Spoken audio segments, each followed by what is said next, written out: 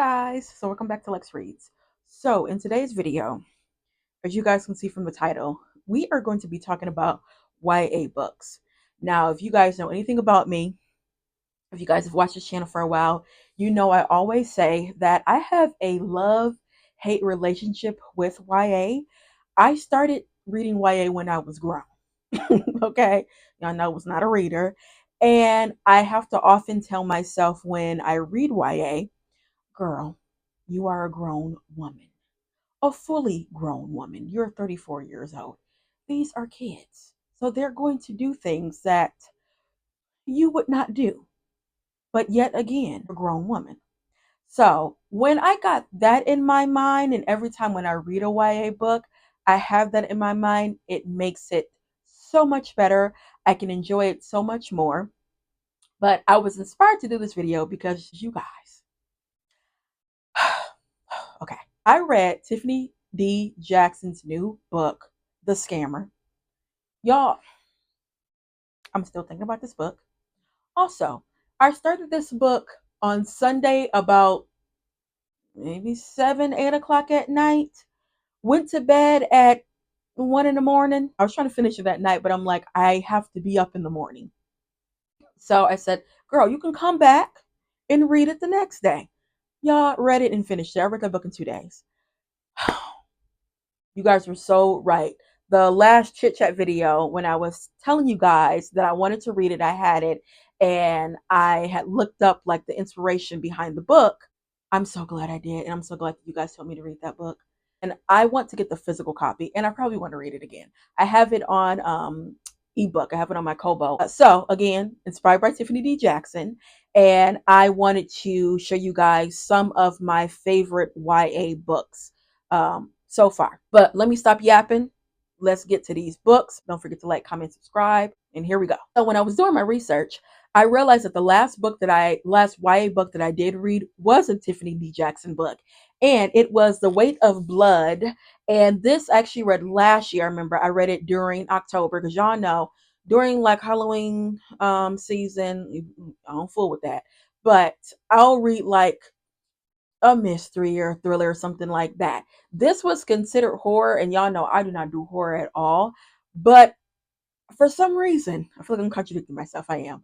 But I could do this, but I think because it was YA, also it was a retelling of Carrie by Stephen King. I don't do Stephen King. I've never seen Carrie, the new one or the old one. I know what happened. I don't want to see that. But this, when I read the synopsis, I said, oh, it's up my alley because it's dealing with passing. That's a theme that I thoroughly enjoy when a person is passing, because just to go through life knowing that you have that gargantuan secret, and it's just fascinating how a person can go through life. And I love the twist and take that, she had. So you have a young girl named Maddie. Maddie goes to basically all white school. She's like the only black girl, and they think she's white, but she's not. She's passing, and her dad always says, make sure you do not get that hair wet. Straight has to be straight. Girl, she get caught in the rain, right, at track practice, and her hair, obviously, it turns curly, and they know, oh, this girl is a black girl. She's not white. Y'all, it was a whole situation, but it was so good. You see, I tapped it. It was really good. I have to say though, this is a one and done. I don't need to, read it again. I did like the ending. I'm currently reading Allegedly because I think that was her first book, and everyone, I was looking on TikTok, people were saying like that book is fantastic and the twist. Yes, I'm currently on a Tiffany D. Jackson kick. I will be buying, like I said, the new book tomorrow because I have to have. Next is the Davenport series, and this is by Crystal, is it Marcus? You guys hear that this is going to be optioned as a film or TV show? I'm so excited because I love historical fiction books, and I was so excited to read this because I had never read a YA historical fiction book, and the fact that it's based on a real life family. CL Patterson? He was like the first black man to own a carriage like company business. Y'all, this is so good. If you like the Gilded Age, you would really like this, especially like Peggy's story, how her dad, he owns his own business. He's a pharmacist and he owns a pharmacy. And just to see black people, have memes. you Oh, I love it so much. I would have to say though, the first one is my favorite. I like the second one, but the first one is probably my favorite. And my favorite character, ooh, who do I like? I do like Amy Rose, just has my heart. And I love probably Helen. Helen is my girl. I love Helen. You have a family that are very wealthy. It's set in Chicago, I believe. Family, the Davenports, they have three children, two girls and a boy. And you have Olivia. Olivia's the oldest girl, and she does what her mom says. She's very, very girly, trying to get her married off. And then you have Helen. Helen is like the tomboy and very, very smart. And she wants to, work in her father's business. She really is good with like the cars and stuff like that. And like all of like the engineer type, she knows how to do that. But her dad's like, women are not supposed to be, fixing things. No. And then you have the young man, John, I believe. Is his name John? Yeah, John. He's the only boy, and he kind of has feelings for their maid, Amy Rose. The girls have known, her since they're little, and they treat her as a part of the family. But she works for them. You just see that dynamic. You see, their personal and lives, and it is just so cute. I love this story. Again, I cannot wait to see how they are going to adapt it, in the media, because this is really good.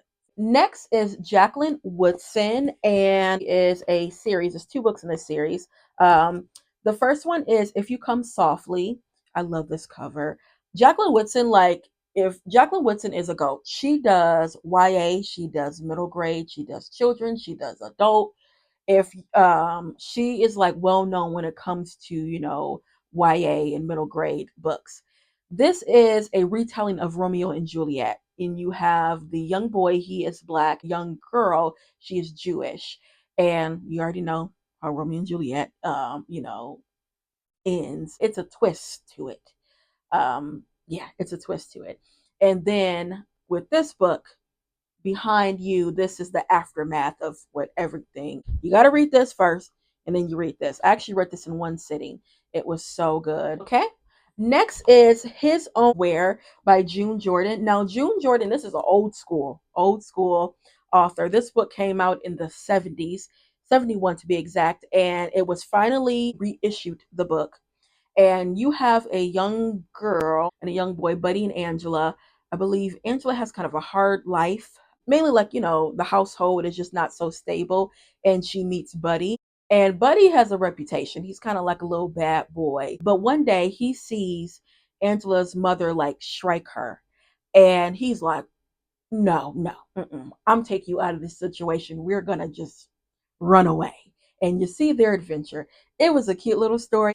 I really enjoyed this book, knowing that this is written in the 70s and kids in the 70s read this book. It just made me feel some type of way. And then lastly, this is probably my favorite white author of all times. She's not black. She is an Indian author, and her name is Sabina Khan. I have all of Sabina Khan's YA novels, have read all of them, and y'all, oh, okay, let's get into it. The first book that she wrote is The Love and Lies of Rikshana Ali. And this is about a young girl. She's from Bangladesh, I believe. They're Muslim. I think she's 17 going on 18, is about to, graduate from high school, wants to go to college. One day her mom sees her kissing a girl, and like, oh no, we don't do that. We don't do that at all. And so she says, I know how I'm gonna fix this. You're gonna go to Bangladesh, and you are going to be in an arranged marriage. We are going to pick your husband. And yeah, when she gets there, she discovers a lot of family secrets, and y'all, drama and tea. Okay, it was so good. And I have to say, at some points, a lot of her books, I've noticed, sometimes I forget that they're YA, and then she'll throw in something that is real young, and it's like, okay, it brings you back to reality. But her stories are so gripping. And one thing I also love about her writing is the fact that she is Indian and Muslim. You learn about their culture. Next is Zara Hossain is here. This cover, y'all. Oh, that's another thing. Her covers are bomb. Look at that. So you have a young girl, again, Muslim, and she's like the only like Muslim Indian girl that is at her school. Everybody is like white. And they live in Canada, and they have not been cleared yet to get their citizenship, I believe.